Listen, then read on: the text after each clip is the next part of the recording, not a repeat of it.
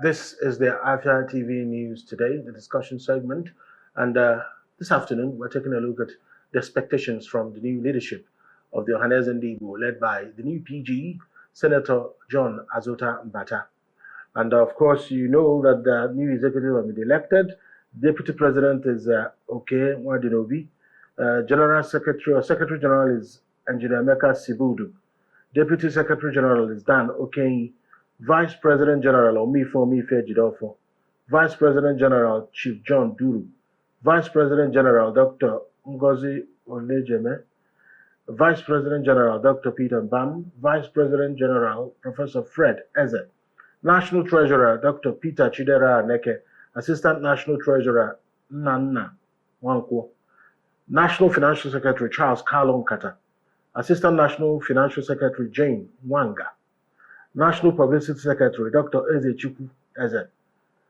And Assistant National Publicity Secretary Mazi Bismarck Oji. National Legal Advisor Barrister Okayago Ogada. Assistant National Legal Advisor Barrister Chizoba Iheka.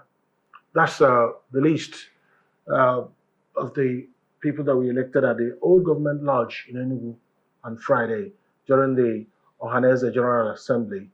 And I'm joined this afternoon on the news today by Chukwuma Ephraim Okenwa. He is the Executive Director, Lead Network Africa, and the convener of the Concerned Igbo Stakeholders Forum. Thank you so much. You're welcome for joining me. So there we have it. We have a list of people who are there. I was there. I covered it for the station, and they emerged. So the expectations are varied, but they are definitely high. We have seen some level of unprecedented interest in Ohanaeze affairs. I think this is the first time after an Ohanaeze election that you have a media buzz around it. First of all, what do you think about it before we go into what your expectations are? So the media buzz, actually, there are many things that account for that. First will be like the controversies surrounding the rightness of the processes followed in the emergence of Mbata, because there was also like another election in Port Harcourt with Uche Okuku still laying claim to the presidency of Ohanaeze Ndigbo. Secondly would be that the one name before the war, you know, the phrase we've always used to refer to, you know, our Igbo brothers who are in Delta and in Port Harcourt, yes, we all together identified as one before the war. And after the war, there was that concern of, are we truly one, right? So the case of what happened between Austria and Germany became our case. That after the World War, you know, Austrians do not identify with Germans. Interestingly, Hitler was actually an Austrian, right? You know, but the Germans will tell you that the greatest achievement of Austrians is to make Beethoven, who was a musician, an Austrian, and Hitler, a German. So today, historically, people see Hitler as a German, but all of these people are all one. So the Ikwerres today, in today's Nigeria, for several years, there have been that argument. In fact, this afternoon, I saw like a group, you know, calling that, you know, the new president should step down, that the Ikwerres are not Igbos. The Ikwerre youths? Yes, you know, like that they are going to lead a protest and all the rest of it. So it's also like really very interesting to answer the question. Are Ikwerres Igbos? Hey, Ikwerre finally, right? Because what this now shows is that it's like an endorsement, and it's a two-way issue. Because some youth from their community is saying, well, this is expansionism. Igbos have, through this position, lured, you know, Ikwerres into the fold. And then, but the other dimension to it could also now be that if Ikwerres do not see themselves as an Igbo, this could also be like an infiltration of our agenda and like youthfulness of people. So we see like all of the things that are emerging, but interestingly, looking at the merits, the credits, the capabilities of those that emerged is also very vital at this particular point. All right. Now that you've mentioned this, let's just thrash it a bit before I go to the expectations, because at the end of the day, the Ohanaeze Constitution was very clear. The Ohanaeze Constitution identifies the Igbo enclaves in southern Nigeria. There's no talk about whether you agree that you are Igbo. If you are Igbo speaking, you are by default a member of Ohanaeze, whether you identify or not. And they have been rotating the presidency that way. It's not something that started on Friday. The constitution was not written on Friday, last Friday, when that election held. So the whole setup about the constitution, it's not up to those complaining. It's about if you're Igbo speaking, if your ancestry is Igbo, you are basically a member of Ohanaeze. So that's just because that point was made on Friday. The constitution was read. It's not a question of those in Enugu, Anambra, Abia, Imo, and their boy deciding that the rest who speak Igbo elsewhere are not Igbos. No, they have a right. It is their right to participate. If it is their turn to produce the president and they don't produce it, they don't produce candidates for that election, that's a totally different ballgame. But they produced someone. So is that a problem? That some people they say that they are not Igbos does not disqualify them from the perks of their family. So let me say something. First would be they have rights to participate. They also have that same right to dissociate themselves, right? Remember, like the right to association is an inalienable right of every group of people. You know, I believe the constitution of Nigeria is stronger than that of maybe Ohanaeze Ndigbo. That's first one. Secondly would be, yes, technically they are Igbos ancestrally. That is what ideally that everyone that has an ancestry with Igbos ideally should be an Igbo. But the reality is that you see people who share similar names with you, either from the Niger Delta regions, and they tell you, I am not an Igbo person. And we've seen like some very renowned voices. And interestingly, when you look at the records of the two major guys that ran for the election, because what we see is, okay, one that foundationally has been pro-Igbo and has been known in the Ikwerre community to have created an enemy for himself, and I'm talking about Uche Okuku, for speaking out. Mbata, the last I checked, right? I couldn't see like anything about associating or speaking in favor of Igbo or speaking about the ancestry being connected to the Igbos. So that is number one. But on the other part, you now find an Okuku who perhaps is controversial, not loyal, no diplomatic leverage in terms of, you know, being in tandem or in good standing with the forces that be. Because when you get into a region, there are stakeholders. Governors are stakeholders. Elders are stakeholders. So it does appear that if we actually look at it beyond the fact that there were two controversial elections, beyond the fact that the Constitution provides that whichever state that is producing, the election should be held there. But looking at it also like holistically from a standpoint, a bigger standpoint, where you have like 4 governors coming in and at the end of the day, 3 staying to the end of the, you know, the whole process, that's a bit of endorsement. So this could be, for me, it could mean 2 things. It's either a greater political participation, which is very important because Ohanaeze is not just show.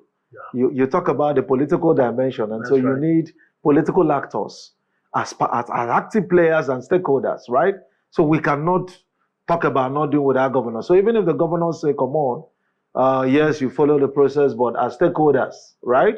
You know, we reserve the right to say, oh, come on, I think this guy will represent us better. Then in that particular case, I will be among those that will advise Uche Okuku to find a way to work with the new president, right? You know, so since he has come down and said, come on, we're all Igbos, we want to do all this together, and in leadership, a tree cannot make a forest. So I'm sure that even if he has any plan, maybe to smite the Igbos or to divert the agenda for the Igbos, he have other very strong executives. I'm sure the governors also are pro-Igbos.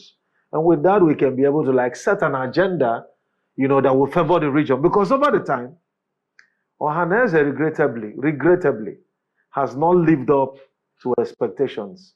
When you judge, you know, place Ohanaeze at par with Arewa and of course Oduduwa, right? You know, we've not seen that that vibrancy, right? We've not seen that viability. In fact, sometimes like you see like trivial issues, especially with an Isu Guzero faction.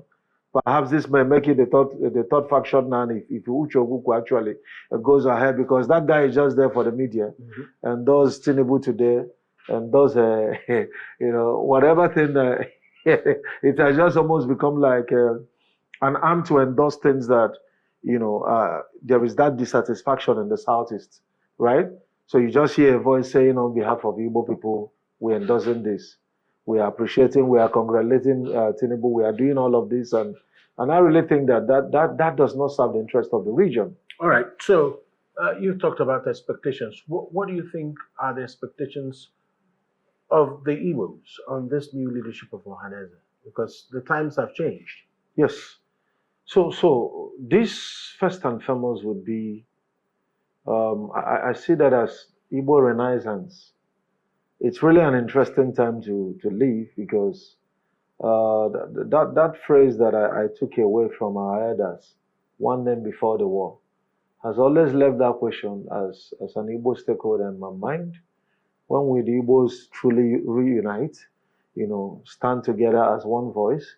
I mean, I've had like platforms where I had to take pride in the Elumelus of this world or Konjiwal, and somebody reminds me they are not Igbos. It's really, you understand, quite an offensive one, because they share Igbo names, they can speak Igbos. I mean, they're entrepreneurial like Igbos and, truly represent us. And then you tell someone else, if they're not Igbos, then who are they? And then you begin to hear some small names. So I want to tell like all those persons in the Niger Delta regions who want to become an empire overnight, is that it is better to be small part of something big than to be the whole part of something small. So identifying with a structure and building up, not just a structure that is new, it's not a new dimension. We've always been together before the Civil War, right? Broker. So this could be like an opportunity to reunite as a region. Secondly, it's not that the governors are all coming into it. Okay? Now, I want to take that with a pinch of salt, because the most politically diverse geopolitical region is the Southeast, right? Where we have all of the major political parties owning one state, and in the case of APC, 2 states. So anybody now trying to say that Southeast don't like APC, well, experimentally or empirically, we can afford that. Whichever way it happened, what we know at the moment is that APC have 2 states, Labour 1, PDP 1, ABGA 1. There's no politically diverse region like that, right? So the question will be, now the political dimension is coming into the socio-political reality. How will that all play out? Are people going to be partisan, or are people going to be regional in their negotiation? Is this going to be like an opportunity to harmonize the strength, irrespective of political parties, and form a common front to speak with one voice on the core major things that affect Igbo land? We want to see like core major things that affect our region, ability to negotiate, speak with one voice. I mean, we can learn the models of Arewa, all right, and Duduwa. I mean, everything is replicable, right? Find out where do you hear these voices. But it's not all the time that those people speak with one voice. Even in the case of the Udua people, whatever. Yes. They also have some level of factionalization. Remember, Padevanjo and the other man, they had a bit of a tug of war as to who was in control of the, I don't know why I forget that group now. But sometimes they don't quite speak with one voice. That doesn't seem to be a problem. Not agreeing is not a problem.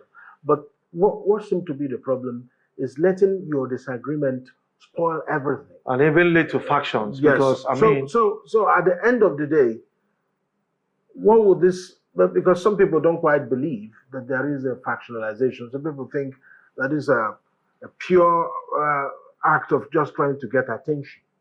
Because when you are in an organization, if the executive that is going away are supposed to hand over, you are supposed to be present where they will hand over to you or something. There has to be some kind of baton exchange. So isolating yourself from the mainframe is actually not they think that's the best Okay, way to go. let me say something about that because that's why where the rule of law actually comes in. I do not think that the validation of winner is only solely because maybe the past executive, maybe wherever they are. I mean, there are processes. And what that means is that when you do something right, or something good but not the right way, Yeah. then certainly it could be invalid. There's actually one arm of Ohanaeze we haven't mentioned, and that is the Imobi. The Yes. Imobi were present on Friday. And I saw the men who belonged to Ohanaeze Imobi. Because if you held an election, who were the Imobi members that were present in that election? We are talking about former Senate presidents, former governors, former senators. Some of them have held higher positions elsewhere. But were they allowed to vote? That's the question. Which people? The Imobi. Were they part of the voting process? Well, the whole process was, what they did was announced. I was there. I had to play this role of having to explain in my own program. But I was present. And it was Senator Chris Chibazengige, that moved the motion for suspension of any provisions of the Ohanaeze Constitution that will hinder them from affirming candidates who do not have opposition. Because the states came with, at least that's what was said there. They came there without people opposing their positions. For instance, Enugu had about 3 candidates on the ballot. So I think, 3 candidates on the ballot. So they didn't have people opposing them. So because I had a chat with Bismarck Oji, who was the Deputy National Publicity Secretary, so there was nobody contesting with him. So, but the Constitution of Ohanaeze says, well, you have to be at least 3 or something. I mentioned at least having 3 candidates. So if you needed for that election to go on, and you don't have to allow the past executive to continue a day longer because there's a time frame, the General Assembly can indeed amend the Constitution. And that's what they did there. So they were present, and it was a voice affirmation. And they agreed. The eyes had it all through. Nobody raised their voice in dissent. So that's the point. Well, I had to make that point. I think we may need to create a documentary of this. Very important. And one thing I have to say is that whatever be the case, the Igbo nation must move forward. And the Igbo nation is bigger than anyone. I understand that Uche Okuku is an activist, right? And what he's negotiating for, to me, seems to be fair, even though he appeared to be a dissenting voice.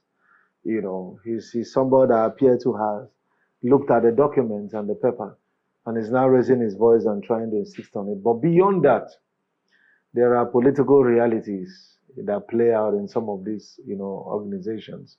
It's just like no matter how popular you are, right? You still have like the anarchic factor in an election. You still have the judiciary factor. And why you have all of that is that if everybody keeps saying, I no agree, then there wouldn't really be any way to resolve things. And to me, that Imobi is like our own Supreme Court, right? So when they have validated and then the key stakeholders, the governors, congratulating Mbata, then let Uche Okuku just accept in good faith and, let's move ahead because this issue of factions here and there will not help, the Igbo race, certainly. All right. In the next 2 minutes, I'd like you to set an agenda for Senator John Azutambata's administration, just like we had with Chief Emmanuel Iwanyanwu in a little around 2 years. You saw what he stood for. What would you like Senator Azutambata to pursue, at least in the next 2 years? He has a 4-year term.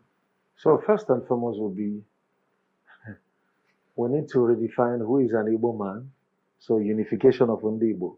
Secondly, we need to create that consciousness. Igbo young people need to begin to take pride. It's very typical of Ndi Igbo, who don't live in Igbo land, and even beyond the shores of the country. So rather than answering Chukwuma, I'll prefer to use my English name because of our substance, right? That should change. Your first name should be your Igbo name, and you should take pride in your origin. And then there should be that continued advocacy of our Kulono, right? 4 is not in terms of the nationhood. We don't want to remain at the level of seeing ourselves as those being marginalized and oppressed. You know, there should be that deliberate effort to bring in the Igbos to the forefront where we can negotiate, stand equal with our contemporaries as co-stakeholders, as co-owners of Nigeria, and not as tenants. So at the end of the day, he will need to reach out. Broadly. Certainly. So you think he should reach out to Uche, who's his brother, right? Yeah, certainly. He should be able to do that, right? He should be able to do that, and Uche should be willing, because at the end of the day, it is all about Ndi Igbo, right? So if the owners, if the key stakeholders have said, okay, oh, you are good enough, oh, we know that you love us, oh, we know you've been advocating, but come on, let's give this guy a chance. Just accept it. Some days are like that. You know, there are some things that we can't change, right? Oh, you so much loved, you so much served as secretary, and then you know how much you love Igbos, you know how docile the other guy has been, and at the end of the day, it fell on his laps. Yeah. So just work with him. Like having 5 states and others have 6 and 7. You understand? Yeah. Some days are like that, actually. Absolutely. Yeah. I have to thank you so much for your perspectives on the news today, as always. Chukwuma Ephraim Okenwa, the Executive Director, Lead Network Africa, and the convener of the Concerned Igbo Stakeholders Forum. Thank you. You're welcome. As always.